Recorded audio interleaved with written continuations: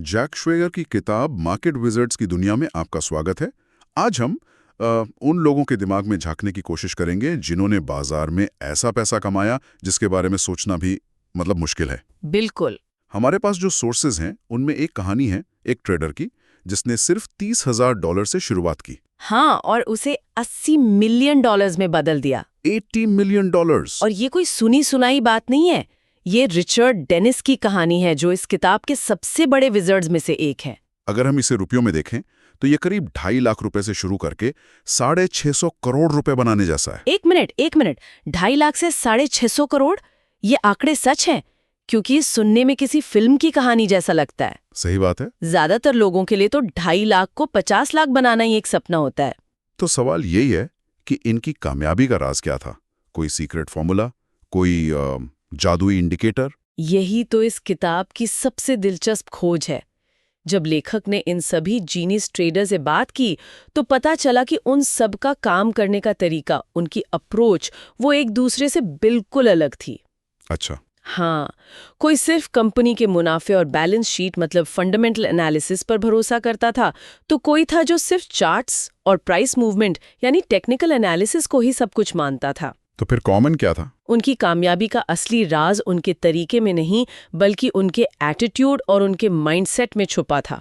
तो ये बात तो साफ है कि सफलता का कोई एक वन साइज फिट्स ऑल रास्ता नहीं है। ये अपने आप में एक बहुत बड़ा सबक है। बिल्कुल। लेकिन अगर तरीके अलग अलग थे तो पहले ये समझते हैं कि ये लोग बाजार को देखते कैसे थे। इनके सोचने के मुख्य तौर पर 3 अलग अलग स्टाइल क्या थे? बिल्कुल। तो जो पहला स्टाइल था वो था फंडामेंटल ट्रेडर्स का। ये वो ट्रेडर्स हैं जो मानते हैं कि हर कंपनी या एसेट की एक असली कीमत होती है, एक इंट्रिंसिक वैल्यू की सेहत, उसकी बैलेंस शीट, इकोनॉमी के आंकड़े और सप्लाई डिमांड जैसे फैक्टर्स को एनालाइज करते हैं। उनका मानना है कि बाजार की कीमत भले ही ऊपर नीचे हो, लेकिन देर सवेर वो उस असली कीमत पर वापस जरूर आती है। जैसे जिम रॉजर्स, उनका एक मशहूर कोट है, buy value and sell hysteria. सही। मतलब जब बाजार में डर का माहौल हो, सब कुछ बेच रहे हों और अच्छी चीजें कौड़ियों के भाव मिल रही हों, तब खरीदो। और जब लोग पागलों की तरह खरीद रहे हों, तब उन्हें बेच दो। ये सुनने में तो बहुत आसान लगता है, लेकिन करने में, हाँ, भीड़ के खिलाफ जाना बहुत हिम्मत का काम है। एग्जैक्टली। इसके लिए जबरदस्त धैर्य और कन्विक्शन चाहिए। फिर आता है दूसरा स्टाइल जो इससे बिल्कुल उलट है, टेक्निकल ट्रेडर्स। अच्छा। ये लोग मानते हैं कि बाजार के बारे में सारी जरूरी जानकारी, चाहे वो फंडामेंटल हो, कोई खबर हो या लोगों का डर और लालच हो, वो सब पहले से ही उसकी प्राइस में शामिल होती है। तो ये लोग सिर्फ प्राइस देखते हैं? हाँ, ये लोग सिर्फ प्राइस चार्ट, पैटर्न और वॉल्यूम को पढ़ते हैं। एड सिकोटा इसके सबसे बेहतरीन उदाहरण है। हाँ, मैंने पढ़ा है उनके बारे में। उनका तो यहाँ तक कहना था कि फंडामेंटल आइडियाज ने शायद उन्हें फायदे से ज्यादा नुकसान ही पहुंचाया। वो मानते थे कि प्राइस ही सच है, बाकी सब शोर है। बिल्कुल। वो सिर्फ ट्रेंड को पकड़ते थे और जब तक ट्रेंड चलता रहता था वो उसे राइड करते थे। ओके। और तीसरा स्टाइल है मैक्रो ट्रेडर्स का, जो एक तरह से इन दोनों दुनियाओं के बेस्ट हिस्सों को मिलाते हैं। मतलब हाइब्रिड अप्रोच। हाँ, एक तरह से ये विजर्स दुनिया भर की आर्थिक और राजनीतिक घटनाओं पर नजर रखते हैं, जैसे इंटरेस्ट रेट्स में बदलाव, किसी देश में चुनाव या बड़ी ट्रेड पॉलिसीज। अच्छा, तो ये बिग पिक्चर देखते हैं। एग्जैक्टली। इससे उन्हें एक बड़ा मैक्रो व्यू मिलता है कि दुनिया किस दिशा में जा सकती है, और फिर वो सही समय पर ट्रेड में एंट्री या एग्जिट के लिए चार्ट्स और टेक्निकल्स का सहारा लेते हैं। बूस कोवनर और पॉल ट्यूडर जोन्स इसी कैटेगरी में आते हैं, है ना? बिल्कुल। कोवनर कहते थे कि सिर्फ चार्ट्स देखना ऐसा है जैसे कोई डॉक्टर मरीज का सिर्फ तापमान ले लेकिन बाकी जांच ना करे। उनके लिए फंडामेंटल क्यों का जवाब देते थे और टेक्निकल कब का। तो ये साफ है कि तरीका आपकी पर्सनैलिटी पर निर्भर करता है। असली जादू तरीके में नहीं बल्कि कहीं और है। बिल्कुल सही। तरीका आपका अपना हो सकता है, लेकिन जो गुण इन सभी में कॉमन थे वो यूनिवर्सल हैं। Okay, let's unpack this. अगर तरीका सीक्रेट नहीं है तो फिर क्या है? इन सभी टॉप ट्रेडर्स में ऐसी कौन सी कॉमन बातें थी जिन्होंने साधारण से असाधारण बना दिया? हमारे सोर्सेज के विश्लेषण से पता चलता है कि इन सभी में 5 गुण बिल्कुल कॉमन थे। ये उनकी सफलता की नींव थे। और लिस्ट में सबसे पहला और सबसे जरूरी गुण है डिसिप्लिन, यानी अनुशासन। ये शब्द मुझे लगता है इस किताब में शायद 100 से ज्यादा बार इस्तेमाल हुआ है। रिचर्ड डेनिस ने कहा था, आप ट्रेडिंग के नियम अखबार में छाप सकते हैं फिर भी कोई उन्हें फॉलो नहीं करेगा। असली खेल कंसिस्टेंसी और डिसिप्लिन का है। लेकिन ये अनुशासन बनाए रखना इतना मुश्किल क्यों है? क्योंकि बाजार हर पल आपको लालच और डर के झूले में झुलाता है। एक गलत ट्रेड आपके अंदर रिवेंज ट्रेडिंग की भावना जगा सकता है। और एक सही ट्रेड आपको ओवर कॉन्फिडेंट बना सकता है। बिल्कुल। अनुशासन का मतलब है चाहे जो हो जाए अपने बनाए नियमों पर टिके रहना। दूसरा गुण इससे भी ज्यादा जरूरी लगता है, सुप्रीम रिस्क कंट्रोल, मतलब जोखिम का बेहतरीन प्रबंधन। हाँ, ये लोग इस पर फोकस नहीं करते कि वो कितना कमा सकते हैं, बल्कि इस पर कि वो कितना गवा सकते हैं। ये सोचिए आम आदमी से बिल्कुल अलग है। ये सबसे बड़ा माइंडसेट शिफ्ट है। उनका पहला काम प्रॉफिट कमाना नहीं है, बल्कि अपने कैपिटल को बचाना है, क्योंकि अगर कैपिटल ही नहीं बचा तो आप गेम से बाहर हो जाएंगे। सही बात है। और इसी से जुड़ा है द 1% रूल। लैरी हाइट और ब्रूस कोवलर जैसे ट्रेडर्स का ये सख्त नियम था कि किसी भी एक ट्रेड में अपनी कुल जमा पूंजी का 1% से ज्यादा दांव पर नहीं लगाना है। लेकिन एक मिनट, 1% तो बहुत कम लगता है। अगर किसी के पास 10 लाख का अकाउंट है तो वो सिर्फ 10,000 का रिस्क लेगा। इससे बड़े प्रॉफिट कैसे बनेंगे? बहुत अच्छा सवाल है। इसे ऐसे समझते हैं, इसका मतलब ये नहीं कि वो 10,000 का ही ट्रेड लेंगे।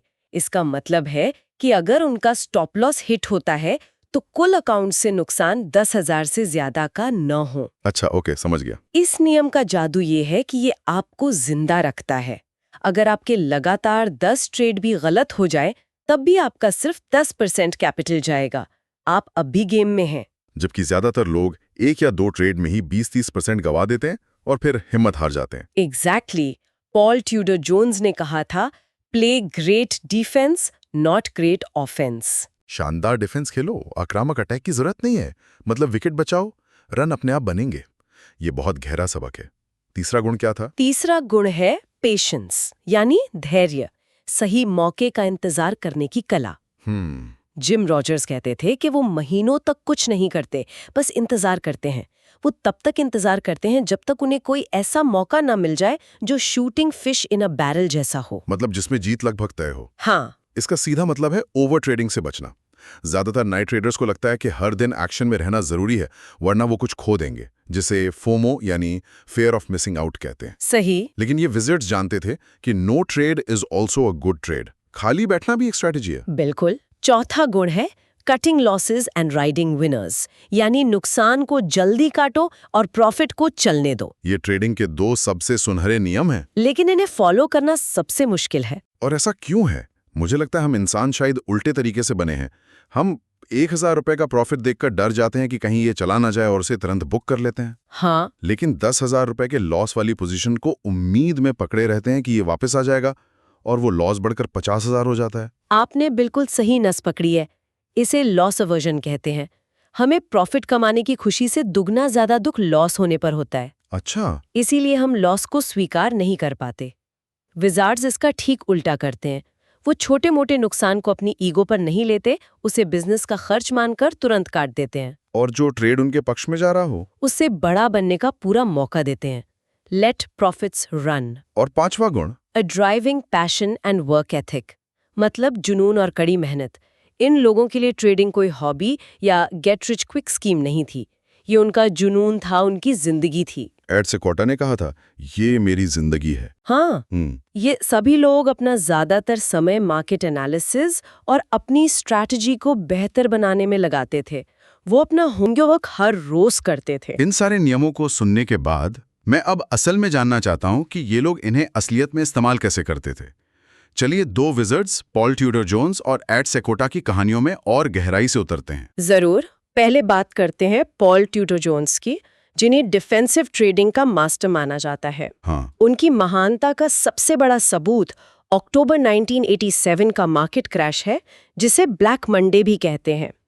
जब दुनिया भर के बाजार एक ही दिन में 20-30% गिर गए थे, तब उनके फंड ने उस एक महीने में 62% का अविश्वसनीय रिटर्न दिया था। ये तो अविश्वसनीय है। मतलब जब पूरी दुनिया का पैसा डूब रहा था, लोग अपनी जिंदगी भर की कमाई गंवा रहे थे, तब वो इतिहास का सबसे बड़ा प्रॉफिट कमा रहे थे। सोचिए जरा। ये तो दिमाग के परे। उनकी सोच बाकियों से अलग कैसे थी? वो मार्केट को शॉर्ट कर रहे थे, लेकिन इससे भी जरूरी उनकी रिस्क मैनेजमेंट साइकोलॉजी थी।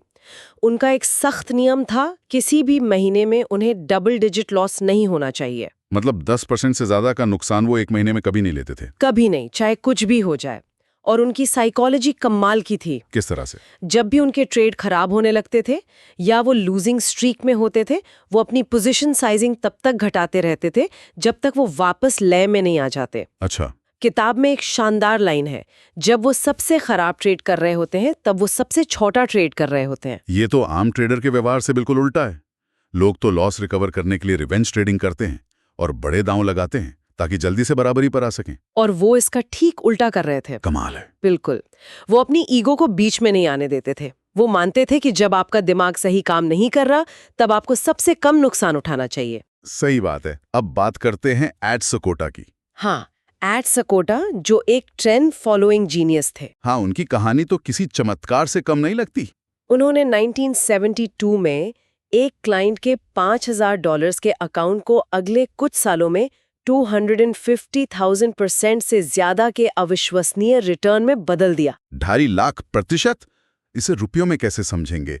ये सुनने में ही इतना बड़ा नंबर है कि दिमाग काम नहीं करता। इसे ऐसे समझें कि अगर किसी ने उस समय लगभग 4 लाख रुपए लगाए होते, तो वो रकम बढ़कर 100 करोड़ रुपए से भी ज्यादा हो जाती। 100 करोड़? हाँ, ये कंपाउंडिंग की ताकत है, अगर आप लगातार सही सिद्धांतों को अनुशासन के साथ फॉलो करें। तो उनके नियम क्या थे?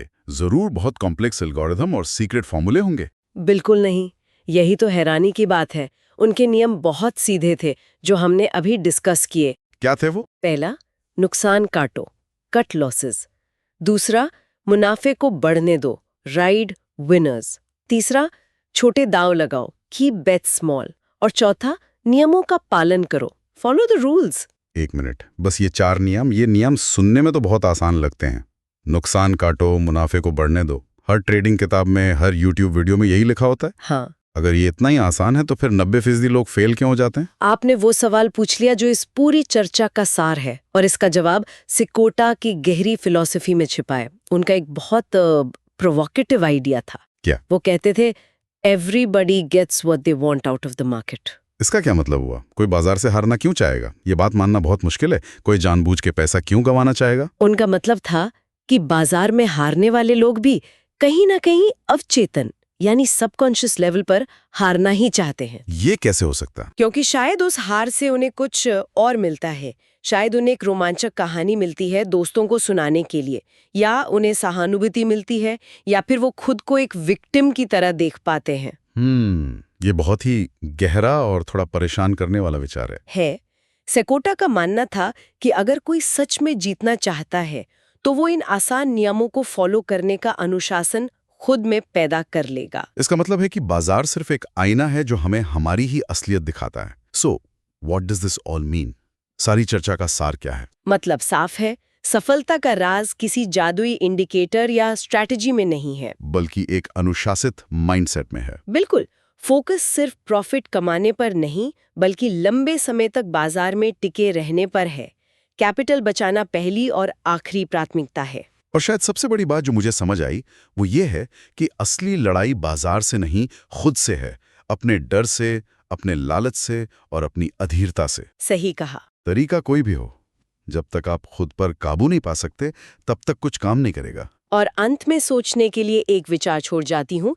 ये किताब बताती है कि ट्रेडिंग में सबसे बड़ी कला बाजार का भविष्य बताना नहीं है, तो फिर क्या है? बल्कि दबाव में अपने खुद के व्यवहार का अंदाजा लगाना है। जैसा कि एक विजर्ड ने कहा, the biggest edge in trading is not the system, it's the trader. यानी आपकी सबसे बड़ी ताकत आपका सिस्टम नहीं, बल्कि आप खुद हैं। बिल्कुल। और ये बात सिर्फ ट्रेडिंग पर ही नहीं, जिंदगी के हर पहलू पर लागू होती है। वो कौन सा कोड है जिसे क्रैक करके दुनिया के टॉप ट्रेडर्स हमेशा गेम में आगे रहते हैं? चलिए पता लगाते हैं। चलिए शुरुआत एक बहुत ही जरूरी सवाल से करते हैं। वो कौन सी एक चीज है जो लगातार प्रॉफिट कमाने वाले ट्रेडर्स को उन 90% लोगों से अलग करती है जो बस स्ट्रगल करते रहते हैं? क्या ये कोई सीक्रेट फॉर्मूला है, कोई हिडन इंडिकेटर, या कुछ और ही है?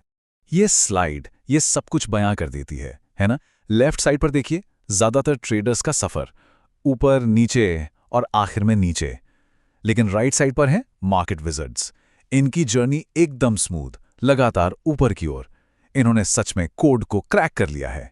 तो ये रहा पहला बड़ा खुलासा। असली कोड किसी फैंसी इंडिकेटर या चार्ट पैटर्न में नहीं है। ये एक साइकोलॉजिकल शिफ्ट है, एक पूरा का पूरा माइंडसेट मैट्रिक्स। जी हां, असली कोड चार्ट्स में नहीं, हमारे दिमाग में है। किताब का ये कोड ही सब कुछ है। देखिए, सक्सेसफुल ट्रेडिंग मार्केट के एनालिसिस से शुरू नहीं होती, वो खुद के एनालिसिस से शुरू होती है। साइकोलॉजी ही तो वो ड्राइवर है जो गाड़ी चला रहा है, और आपका एनालिसिस वो तो बस एक रोड मैप है। अब ये देखिए, ये मान्यताएं कितनी उल्टी लगती हैं, राइट? पैसा सबसे जरूरी चीज नहीं है, हारना ठीक है। और ट्रेडिंग कोई भविष्यवाणी का खेल नहीं, बल्कि पूरी तरह से प्रोबेबिलिटी का गेम है। मार्केट विजर्ड्स का फोकस रिजल्ट पर नहीं, प्रोसेस पर होता है। ठीक है, तो माइंडसेट के बाद अब आते हैं दूसरे सीक्रेट पर, सर्वाइवल एल्गोरिथम। ये वो प्रैक्टिकल रूल्स हैं जिन्हें विजार्ड्स हर हाल में फॉलो करते हैं। और सबसे जरूरी रूल, सर्वाइवल, क्योंकि इस गेम को जीतने के लिए पहले आपको गेम में टिके रहना होगा। और सर्वाइवल एल्गोरिथम का पहला और सबसे जरूरी नियम है स्टॉप लॉस। ये नॉन नेगोशिएबल है, मतलब इसके साथ कोई समझौता नहीं। ये एक ट्रेडर के लिए बिल्कुल कार के ब्रेक जैसा है। इसके बिना एक गलत मोड़ आपको गेम से हमेशा के लिए बाहर कर सकता है। ये रूल उस जबरदस्त डिसिप्लिन को दिखाता है जिसकी जरूरत है। ये एक ऑटोमेटिक, बिना इमोशंस वाला फैसला है जिसका एक ही मकसद है, आपकी कैपिटल को प्रोटेक्ट करना। इसमें कोई दूसरी सोच नहीं, कोई उम्मीद नहीं, सिर्फ रूल को फॉलो करना है। और ये स्लाइड दिखाती है कि अपने लॉसेस को छोटा रखना क्यों जरूरी है। मान लीजिए एक ट्रेड में आपको 2 लाख का लॉस हुआ, पर क्योंकि आपने अपनी कैपिटल बचा ली, आप गेम में बने रहे और अगले ट्रेड में 20 लाख का प्रॉफिट कमाया। यही है एसिमेट्रिक रिटर्न्स की पावर, जहां एक बड़ी जीत आपके कई छोटे छोटे लॉसेस की भरपाई कर देती है। मार्केट विजर्ड्स अक्सर ट्रेडिंग को प्रोफेशनल पोकर से कंपेयर करते हैं। ये हर हैंड पर दाव लगाने जैसा नहीं है, बल्कि ये प्रोबेबिलिटी को मैनेज करने का गेम है। सिर्फ हाई प्रोबेबिलिटी सेटअप्स पर खेलो, खराब ट्रेड से जल्दी निकलो, और जब आपके हाथ में एक विनिंग ट्रेड हो तो उसे चलने दो। ठीक है, तो सर्वाइवल पक्का हो गया। अब हम आते हैं तीसरे सीक्रेट पर, अपना ट्रेडिंग एज ढूंढना। ये वो स्टैटिस्टिकल एडवांटेज है जो आपको भीड़ से अलग करता है और आपको कंसिस्टेंटली प्रॉफिटेबल बनाता है। देखिए, मकसद एक लकी गैम्बलर बनना नहीं है, मकसद है कसीनो बनना। कसीनो हर बाजी नहीं जीतता, लेकिन लंबे समय में वो हमेशा प्रॉफिट में रहता है। क्यों? क्योंकि उसके पास एक छोटा लेकिन कंसिस्टेंट एज होता है। मार्केट विजर्ड्स बिल्कुल ऐसे ही सोचते हैं। एक एज सिर्फ एक स्ट्रैटेजी नहीं होती, ये एक पूरे सिस्टम का कॉम्बिनेशन है। एक टेस्ट की हुई मेथडोलॉजी, जैसे कि ट्रेंड फॉलोइंग, सख्त रिस्क कंट्रोल रूल्स, और इन दोनों को हमेशा फॉलो करने का डिसिप्लिन। और सबसे जरूरी, ये जानना कि कब खेलना ही नहीं है। और अब एक ऐसा फैक्ट जो शायद आपको चौंका देगा। माना कि किसी एक ट्रेड में लक का रोल हो सकता है, लेकिन एक लंबे ट्रेडिंग करियर में लक का रोल घटकर 0 हो जाता है, बिल्कुल 0। आखिर में ये सिर्फ प्रोबेबिलिटी और डिसिप्लिन का ही खेल है। और ये लाइन इस पूरी फिलॉसफी का सार है। ट्रेडिंग में कामयाबी परफेक्ट होने से नहीं मिलती, बल्कि लगातार अनुशासित रहने से मिलती है। एक प्रूवन प्रोसेस को बार बार बिना गलती के दोहराना परफेक्शन की नामुमकिन खोज से कहीं ज्यादा जरूरी है। तो सबसे बड़ी बात क्या निकल कर आती है? यही कि मार्केट को मास्टर करने की शुरुआत खुद को मास्टर करने से होती है। असली लड़ाई मार्केट से नहीं, अपने अंदर है। कोड क्रैक हो चुका है। अब सवाल सिर्फ ये है, क्या आप इस खेल को खेलने के लिए तैयार हैं?